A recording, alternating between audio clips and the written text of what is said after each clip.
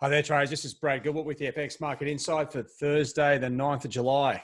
All right, now as we come into the Asian session, we are starting to see some clear direction here, particularly on the US dollar. This is where trading will go from being a little bit convoluted, hard to pick what's going on. When the dollar gets direction, things switch on, and that's when the opportunities are going to really light up. Now, the dollar index broken down here into the mid-96s. If anything, like equity markets, not really giving us much of a lead. And I'll come back to the risk page in a second and just show you there are a few currencies sort of moving with the equities, but since they're not doing that 2, 3, 4% moves, it's not as clear if you're just looking at the charts. But let me just show you what we're looking at with regards the major currencies, and I think there's some good opportunities coming up here, and it's really to do with that dollar sort of momentum. Now, the Aussie, well, has been trading sideways, but I can see there's a really good chance for it to break through 69.90. If anything, on the daily charts through 70.20 or 70.23 or thereabouts, we can see a pretty decent move to the top side because there's no more resistance around. And that's pretty much the same for the flightless bird. Whoops, let me just get my thing up here. Where's my cursor? Through these levels here, right? So we've got some levels here. Aussie, you can see the euro has had a bit of a dance with the devil there around 113.40. Probably need to clear that recent high that we saw in the North American session to really get it to go. But whereas sterling, it's got a bit of a way to go before it breaks through that longer term resistance line. And you can see here, dollar CAD is also breaking down. So to me, what we've got is I think, opportunities here for the Aussie to go higher, Kiwi, Euro. Sterling's already going up, but a chance for it to go a bit further. And dollar CAD down, dollar yen, I reckon we're going to stick to a bit of a sideways movement there. All right, now, if I just bring you back I'll just show you how that sort of looks on the Forex Daily Market Insight page. Okay, so you come back down here. This is where, patience and persistence really come into play. Now, what we're sort of talking about is you can see the short-term direction here on a lot of pairs has really come alive, right? Dollar CAD down, or the dollar pair is generally down. Dollar yen, to me, still pretty neutral. Dollar CAD, dollar Swiss, if anything, you're really focusing on the pairs that are a little bit, will have medium or short-term and long-term direction. So you got the Aussie and Kiwi here, and also dollar Swiss. They're the pairs that have really already moved now, or showing signs of actually or clearing and keep continuing. But don't forget, keep an eye on the pairs that are showing clear signs of activity. And what we've got is, so if these other pairs go up, okay, so let me just get my pen back here. So these pairs are sort of already going higher, okay, and the other pairs, well, they're going down. So you would expect, because the way these currencies are all, they generally correlate, right? The euro, sterling, Aussie, Kiwi, because they're quoted against the dollar, they generally go at the same time. So to me, focusing in on when these two things, especially euro and sterling, break through those longer term resistance levels, we are going to start to see these go higher.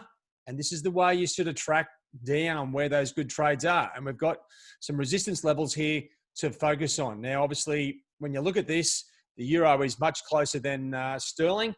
To me, that's got to be a pretty good pair to be looking at.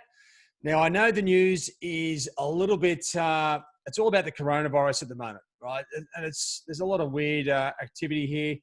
I mean, looks like Brazil's gone hook, line, and sinker on that malaria drug. And then you've got Trump coming out saying he saved all the jobs. There's loads, 12 million people infected. Doesn't seem to be like hardly anyone is dying at the moment, right? Which is the major focus when this thing started.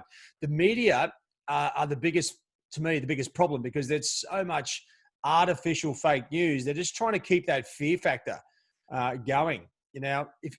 If it becomes positive, like, it doesn't really sell papers or sell advertising. So to me, the media is the biggest nemesis here, and they're just promoting the whole spread of this thing and making the whole global markets in fear. So put that aside. That's my general opinion. But what we have got is a situation where the US dollar has, at this very point in time, has very clear downward direction. Okay. So when you are looking at the pairs here, let me just bring you back to that risk on, risk off situation.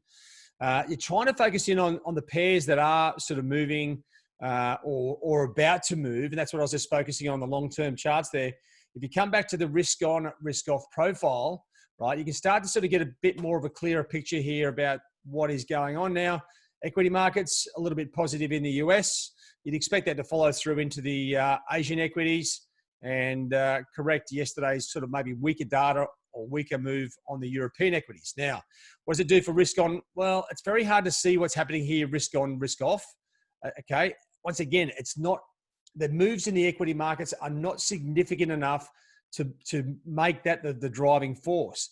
But in saying that, check out the correlation matrix. We are starting to see a number of pairs, especially the pairs, you want to focus on the pairs above 90%, right? Where their correlations, obviously gold is a negative correlation.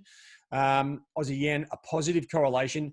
These pairs are showing signs of having a very clear relationship with the equity markets. Even though those equity markets aren't moving much, we are starting to see these pairs move. What this means for us is if the equity markets, for whatever reason, really take off, like they rally significantly or fall dramatically, you would expect the pairs that are lined up here, Aussie and Kiwi, the dollar index, and some of those yen crosses to really come into play big time, right? So if they're already correlating and the equity markets aren't moving much, well, when that equity market does trigger a big move, these are the pairs to really sort of be focusing in on. So I'd be looking at those charts of those pairs in particular, try and find out where support and resistance is. So if we do see that move in the equity markets, you can jump all over it. All right. Now, coming into today's trading, you know, I'll still keep mentioning it. Actually, let me just, before I do that, I've updated the current active pairs. Now, I had Aussie looking for a particular potential breakdown yesterday. It wasn't exactly clear what the dollar was going to do. It could either go up or down. Now we've seen the clear direction of the US dollar. I think a chance for a break of the Aussie, and in particular the Kiwi, there's like, you know what? There's no real resistance on the Kiwi. Once it gets through 65.80, right? You could even sort of say to yourself, well, if it goes above 66, the figure, it's got to go. There isn't really any resistance. Or the target here is 67.55, but really that's just a previous high going back about 6 months or further. So these two pairs, you know what? They have lacked momentum. They've already got the direction ready.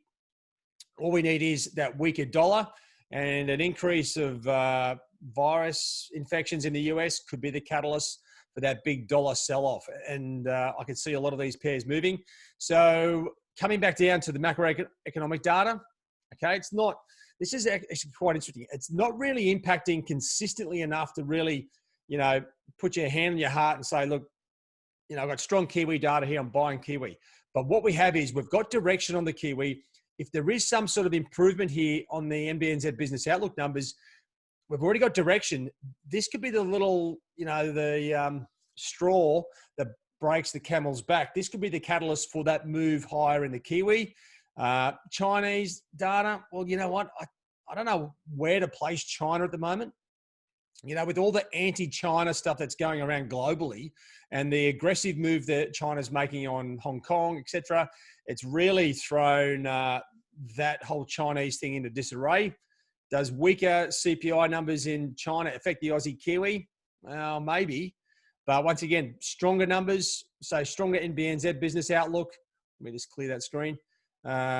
Stronger numbers here, stronger numbers there. I'll tell you what, it goes into a higher Kiwi at the very least, and it's already moving up. So that could be worth looking at. The chance of an impact, very slim, but don't rule it out. And that's where we are at the moment, guys. It's, you know, it's taken through Wednesday in that North America session to get that dollar direction, which is not uncommon.